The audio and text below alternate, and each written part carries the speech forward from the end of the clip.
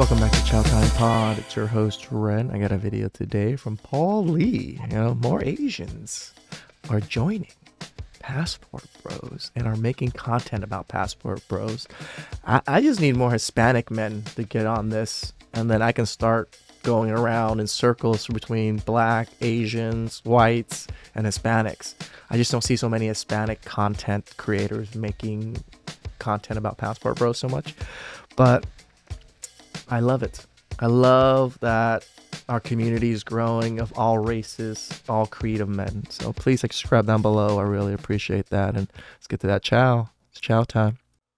What is the difference between dating Western women versus foreign women? Right now, there's a huge phenomenon known as the Passport Bros movement. Passport Bros are defined as men who have chosen to seek out foreign women, typically from other countries, for relationships. They believe that Western women have been influenced by cultural and societal pressures to behave in a certain way, and that by seeking out foreign women, they can find a more authentic, fulfilling, and harmonious relationship. In this video, I'm going to explain why this movement is so popular and also give some of my experience having dated in America and now in Thailand. You could say I'm a successful passport bro since I've found a very successful relationship here. So I want to share the immediate Damn, she's good looking. differences between dating here in Thailand versus dating in America. And they are very huge differences. Now, before I get into it, I just want to emphasize that obviously everybody is different. I'm not trying to say that all Western women are bad. Obviously depends who you meet. Biggest differences are the modernization, the masculinization, the radical feminism, and the cultural differences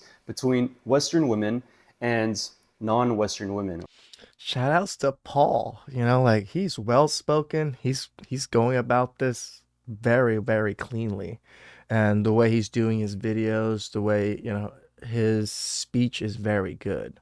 Like he knows how to make videos. Or like foreign women. And these differences are the exact reason why the Passport Bros movement is so popular. A lot of guys are having a lot of success and are finding themselves very happy, but also being heavily criticized and judged and shamed for doing so, ironically by Western women. I love that he's Asian. More Asians making content and speaking about the subject and telling everybody their experiences and things like that, the more young men, the more men in the US will start to realize and see the difference. Like I said, because I was Asian and doing this particular content, I think it helps out other people of other races seeing that Asians also struggle in certain aspects of life, just like them. Most men struggle in this aspect of life of getting women and dealing with Western women. So it's not just black thing. It's not just a white thing. It's not just a Hispanic thing. It's a men thing. A lot of these passport bros are exploiting a power imbalance economically. Y'all are taking advantage of these women. It's easier for these men to go overseas, get one of these victims. Exploit younger, more impressionable, less educated or uneducated girls living in poverty. They interpret it as some third world country where all of its women are uneducated and poor and need some man to essentially save them, and the man is going to be like oppressing them and exploiting them. That's unbelievably racist to think that all of its women cannot think for themselves, and they can't possibly imagine that these kinds of relationships are based on actual genuine love. So I have nothing but support for the Passport Bros movement. Let's discuss modernization first. It's basically a movement where a lot of women are rejecting the traditional stereotypical gender roles and traditional values and customs. So one of the biggest reasons of why men are leaving, they've rejecting it. He's perfectly correct when he says it, rejecting. Rejecting is such a perfect word because they are literally fighting tooth and nail not to do some of these things that what men are looking for. They're not just fighting tooth and nail. They are literally like fighting a war against not having to do those things. But yet in the end, when they get 30, 40, those are the things that they truly want. And it's fucking sad. Such as marriage, such as monogamy, such as having children, and other feminine characteristics. They're basically attempting to eliminate every single stereotypical gender role. Now, I'm not here to criticize this movement as a whole. Only for women. Men still are held to our gender roles and held to our gender standards. Because in some ways, I think it's just natural adaptation of society where women want to focus on work and make a I lot of do agree money with and that. maybe other masculine kind of attributes. I think a nice blend of like modernism and, femininity is healthy, but I think where it's become quite toxic is that a lot of these women in this movement have become extremely entitled, hypocritical, aggressive, and just plain out disrespectful to all of the men and women out here that prefer traditional roles and values. He's right. To men and women that prefer traditional values. It's like women tyrants versus everybody else. Nowadays in the West, if a girl says she wants a guy who's 6 feet tall, makes six figures, and a gentleman, then she's empowered because she has preferences, right? Those are simply preferences, and obviously everybody should have some preferences. I Right. think preferences are a good thing. But where it's become hypocritical is if a man says he wants a woman that is skinny, feminine, and is ladylike and modest, then all of a sudden he's labeled as a misogynist and someone who's trying to objectify the woman. They throw around this misogynist term so loosely to like every single man that might have the slightest of a critique of a modern day woman. The guy cannot simply have preferences without being criticized heavily by these modern day women. For any preferences, body count, weight, looks, like, fuck, can't even have it for fucking, I want you to cook and clean. If the modernization movement is for equality, then it should be for both men and women. And the term misogyny is just blown out of proportion. While in reality, misandry is actually never talking about. Misandry is basically the hatred of men. And it's literally everywhere. Like, what sort of oppression do you face? Every man is an attacker for me. I have to leave the house always in fear. But don't you think viewing like an entire group and assuming they're attackers, that's kind of a dangerous worldview? That's the world that women live in. Your mother, you have a mother, right? Have you ever asked them, have they been attacked, assaulted, raped? Yes, yes. Okay, and what would they say to you? Exactly. But do you think that's honestly true, or do you think that that's what they told you? You do realize that not all men are rapists, right? Do we need men? No. Do we need men? Honestly, no. Do we need men? No. Why? Because they suck. and it's interesting because a lot of these modern day women actually prefer guys who have traditional masculine attributes, such as strength, such as protection, such as security, and other traditional values and characteristics. Yet at the same time, these modern women don't want to do traditional things. They will say that a guy has to do these things because these are his duties and they're expected of him. I think the question is more so, how traditional are you? I am not super traditional. You have like these high standards for your man, right? Mm-hmm. What are you prepared to offer him? Well, myself.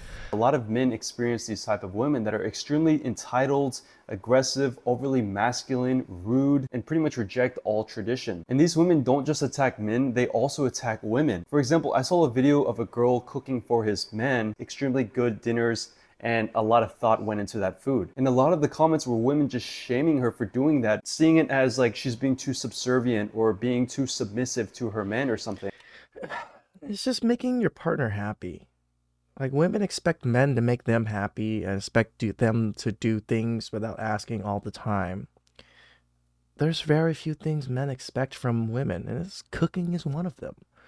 You know, the saying, "a way to a man's heart is through his stomach," is one of the most truthful sayings in the world. If you can cook like my mother and remind me that how much I enjoy your cooking, you best believe I ain't going anywhere, because I love food. And seeing it as a bad way. So how this all relates is that a lot of men and women actually prefer tradition, and we like these gender roles, and we like the dynamic of masculinity and femininity. I mean, there's a reason why these gender roles came in the first place. Because of gender. The genders had to be this way for a very long time until AC came out. Fucking fully paved roads, fucking electric cars, and all these things that made life easier. Gender roles were necessary before then. Now, they aren't as necessary, but everybody wants to just throw them away now when they've been working for, what, tens of thousands, hundreds of thousands of years? I don't know how long we've been on Earth. in relationships. We see it as healthy and we see it as natural. A lot of men, such as myself, wants to be strong, wants to be masculine, wants to be the provider, wants to take care of a woman, and in return be taken care of and appreciated, and not have this like power struggle dynamic. Women that are very masculine are often in a relationship with a naturally masculine guy, so there's like these constant friction, and there's not like a nice yin and yang relationship between the feminine and the masculine. In my perspective, I think that's the most healthiest relationship, when two distinct masculine and feminine frames can synergistically have a very natural flow. But people again will misinterpret this as like, oh, a man is trying to control the woman, a man is trying to oppress her, like some narrative like that, and it's completely ridiculous. So a lot of these men are just fed up with the women that are very rude, aggressive, overly masculine, disrespectful, entitled, hypocritical, promiscuous, a lot of these modern day attributes of a lot of women nowadays. If you're a woman watching this right now and you don't identify with these characteristics, just know that I am not talking about you, okay? Right? I hate that I get comments from men and women downstairs, saying, oh, that's not me. That's not how I think. If it doesn't apply, let it fly. If it doesn't apply to you, don't care about it. We're not talking about you. We're talking about the people that it does apply to. Like, because it doesn't apply to you, doesn't mean you have to defend it to tooth and nail that it's not you and it's not happening. It's still fucking happening, just maybe not to you. Okay, so I'm not trying to generalize every single woman from the West, obviously. These men just want to meet a traditional feminine woman. It's funny because all of these things I'm saying right now are kind of controversial in today's world, but just a few years ago, this was the norm. Most people thought like this, but nowadays it's spun, and it's particularly in the West that this is happening to. The mainstream narrative right now is just trying to basically condition everyone in the West to think in this particular way. In other countries, their people have not adapted to this Western kind of culture and this Western ideology. And that's exactly what it is. It's ideology, it's indoctrination, and it's political. It has everything to do with the media, the schools, the teachers, the celebrities, the politics. These are all things that have conditioned a lot of Western people to think like this. Fast forward to now in Bangkok, Thailand, I feel like the differences are huge. It's so refreshing to know that the women here have not been indoctrinated and have not been conditioned to think like a lot of these Western women do. In general, I mean, there's some are.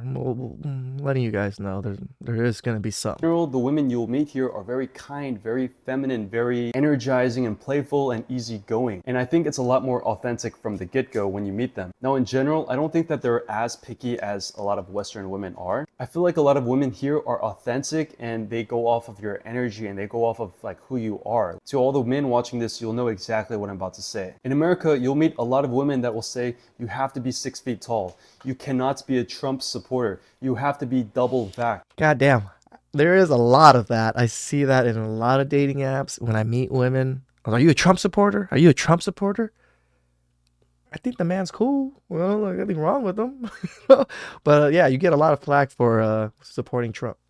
And they'll have like all these qualifications and these red flags. And the women, not just the women, but the people in the West are very quick to judge someone into these labels. So for example, if you support Trump, you're a racist. If you like Andrew Tate, you're a misogynist. So there's no critical thinking involved. It's like, oh, you like that guy? You're immediately this label. Right? It's crazy. I like both, but I also understand both do shitty things and both say some stupid shit, but they also say some good stuff. That doesn't mean I have to fully dislike them or fully, identify as what they are. Like people calling me racist because I do somewhat support Trump. I didn't vote for him on either of the elections, but from my internal thought processes, he's not a bad guy. He says some outrageous shit, but he's not a bad guy. Immediately this ideological label. And in the West, I feel like a lot of games are being played, like such as like, oh, I don't want to text her back or text him back too quickly because they'll seem desperate. I hate this because I deal with this a lot. I am on my phone constantly for business, watching my YouTube stuff, like editing videos, and just like I'm just always on my fucking phone. And when I see a text message, I reply or look at it almost immediately because I have an OCD thing about red numbers or the white numbers or the red circle. I have to get rid of it. When I have so many red numbers all over my screen, it bugs the shit out of me. So I always have to like clear it out, like texts, emails, any type of notification. I have to clear it out. It bugs me. So when I get texts, I always look at it. I don't always reply, but I do look at it immediately. And sometimes I do reply immediately. And the whole game of, oh, don't reply right away and blah, blah, fucking blah. It's difficult. I just reply right away. I don't care if these women think I'm desperate or whatever it is. Just move on. I'm not worried about it. But I just happen to be that type to reply immediately. Why? Because most people can. The reason why that they don't is because they choose not to. You know, like, there's so many people that say they want something. They want to be fit. They want to do these things, but they're not willing to put in the work to get there. What did they truly want? They want to eat. They want to eat unhealthy. They want to eat cake. They want to eat all those things. That's their true desire. Their true desire is what they do, is not what they say. It's just like women. I want to seem a little bit distant and mysterious and aloof. That way it will intrigue her interest. And a lot of times women will shit test a man and slightly insult him or disrespect him in order to see how the man will react or respond. For example, they can make a disrespectful comment just to see how the guy would react. And if the guy reacts emotionally, then he essentially fails the test. So it's like a lot of these games, a lot of these psychological things are being played in like the Western dating market with a lot of these type of women. Whereas in Thailand, I have not really seen that. And I really want to emphasize that the women here I've met are very feminine. And what I mean by feminine is that they're like very joyful, they're very cheerful, they're very like happy and friendly and welcoming and nourishing and shy. A lot of women in Asian countries are very shy, very to themselves a little bit. But when you do get to know them, they will open up and they're very friendly. It's just that they have that shy demeanor. Submissive. And they'll also do traditional things like cook for you or clean for you without even you asking them. Like if you were to date a girl for the first time in America and that's one of the biggest things, right? Without you asking them. These women know what to do without a man having to ask. Even here in the West, even if men ask, women are not willing to do those things. That's huge. One person gets told to do something and is not willing to do those things. Another person does those things automatically without you asking. Who the fuck are you going to pick? Expect her to like clean or cook for you. That would be absurd. That would almost be cringy to a lot of women, and they would react like, why would I ever clean your room? We're not even married. Like, why would I ever do something like that? Whereas in Thailand, like, you can meet a girl on the first date or second date, and they'll literally just start cleaning your room. I had no expectation of them doing that. They did that willingly out of an expression of affection. A lot of these modern Western women will interpret that as like, why the hell would I ever clean for you when we're not even married, when we don't even live in the same house? Are you some sort of master? Why would I ever do that? And they would cringe at the idea of that. When the women here who have done that don't see it like that. They see it like, oh, I really like this guy. I think he'd be happier if I made him a very tasty meal. Or like, oh, the house is a little bit dirty. I want to help him out because he seems like he works a lot. Like, those are the kinds of thought processes. That's it. But he's right. I love this guy. I love Paul. Paul's going through the thought processes 100% correct. This is exactly the thought processes of foreign women. Not all, but this is exactly how they think. Like, oh, I like this guy. Oh, you know what? His room's a little dirty. I bet he would like me if I help him clean them out because he's a busy guy. Exactly. They are so wonderful compared to the women here. The women here see your room messy and they're just like, oh, fuck your room, fuck you, I'm not gonna be here anymore. Where these women are like, oh, your room's a little messy, but I like you, let me help you clean up a bit. But Western women will misinterpret that as in like, oh, I expected her to do it because she's a woman and she has to go back to the kitchen, like these insane judgments. And I'm not saying I expect this to happen, but it's just like, it feels so good. Like, it feels like, wow, this is so refreshing. A lot of men here feel like that. Like, they meet an extremely feminine woman and they don't have the urge to like control her and to like oppress her like a lot of Western women might think. They have the exact opposite reaction. They have the masculine urge to protect them and to provide for them and just literally do everything to take care of them. So it just... Yeah, Western women do not realize how strong femininity is and, you know, how to wield it. Women in other countries know how to wield their femininity really well, right? Because femininity is what makes men want to do certain things to protect, to provide. Back in the day, men were dying for women that were virgins and never even got any to go do what, slay dragons and shit. They did that willingly for virgins that they were never going to have sex with. Why? Because these women were worth that kind of effort. Unlike nowadays, I'm not even willing to go to Starbucks for a woman.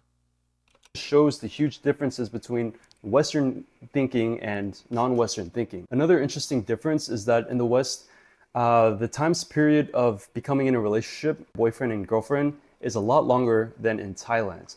For example, you'll meet a girl here in Thailand, and within 1 to 2 dates, within maybe 1 to 2 weeks, they'll already want to be your boyfriend or girlfriend. Even in Korea, that makes sense to me because that's how it used to be when I was younger. It was only like maybe a few dates, like 3-4 dates, maybe at most, and you would be boyfriend and girlfriend. There wasn't so much situationship that, oh, I'm dating so many men, I'm dating so many women nowadays to just go back and forth.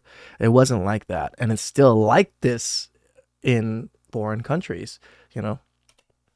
I've heard that men and women, they don't kiss before they establish the fact that they're boyfriend and girlfriend and committed. So the culture it's kind of very fast. I'm not really here to say if that's a good thing or a bad thing. Personally, I think that it's a good thing to have a little bit of time to like really get to know the person. And in the West, it's very common for you to date multiple partners at the same time and develop a roster of highly qualified men or women that you're seeing all at the same time. You could be seeing a girl, and then after a couple dates, you'll just all of a sudden just be displaced off their roster and they'll essentially ghost you. So those are the general differences that comes to mind between Western women and foreign women. But I would be biased if I didn't mention the negative aspects of a lot of Thai women here. I guess some of the negative characteristics might be that they're needy or possessive. They'll be very clingy when it's like the first or second date meeting them. Whereas in the West, I feel like girls would give you a little bit more distance. Like a lot of them will literally want to move in with you after the first or second date. They'll like pack their bags and essentially want to move in with you. And for any older Damn, that was quick. foreigners living here in Thailand watching this video, you'll know that a lot of older men experience a Thai wife getting married for a couple years and then her completely changing and steals all of his assets and leaves him with nothing. Those are generally the only things I can think of. Overall, Thailand is probably one of the best cities for dating for men, also because of the ratio of men to women. There's a lot more women here than men. I have been absolutely happier here in living in Thailand than I have been in America. I have dated around in Thailand and my mindset was always like, I want to be single because I want to focus on my work and because I don't really know how long I'm going to stay in Thailand. But eventually I met my current girlfriend, who you often see in this channel. I was never looking for her, I was never looking for a relationship. This is what I'm talking about, man. You go out there to live your life. You're not looking. You're not expecting. But you're living your life in these countries, enjoying yourself, experiencing the culture, and then women come. Women will gravitate towards you. Don't go out there specifically looking for women. It's like, oh, I gotta find a wife. I'm gonna go to Thailand looking for a wife, and all you're doing is seeking wives the whole time. No, enjoy yourself. Don't do stupid shit. I remember after our first dates, ever since that day, I was like, man, this girl is really special. The rest has been history. It's been about a year and a half since we've been in a relationship. Damn. And I don't really see myself leaving Thailand, and I don't really want to live Thailand. So yeah, I guess I am a successful passport bro. So that's pretty much my story. I think a lot of foreigners living here in Thailand can also relate to my story. Oftentimes they come to Thailand and they meet a wonderful girl who they've never met like before, and they essentially want to settle here and live in Thailand forever. That's exactly what happened to me. So that's pretty much all I have to say. And if I ever get canceled from a video, it's going to be this video, but that's the risk nowadays. Whew, that's some good chow. Shout outs to Paul Lee. Man, if he gets freaking canceled for this video, I'm definitely getting canceled. All my videos are worse than this one. But yeah, look at the difference in thought process of Thai women and American women. The thought processes of us men. Once we travel, it's different. Even us men become different because how we move becomes different because we're not on eggshells or like whatever it is, like how we are in the West. So please like and subscribe down below. I really appreciate that, and I'll catch you guys next time. Ciao.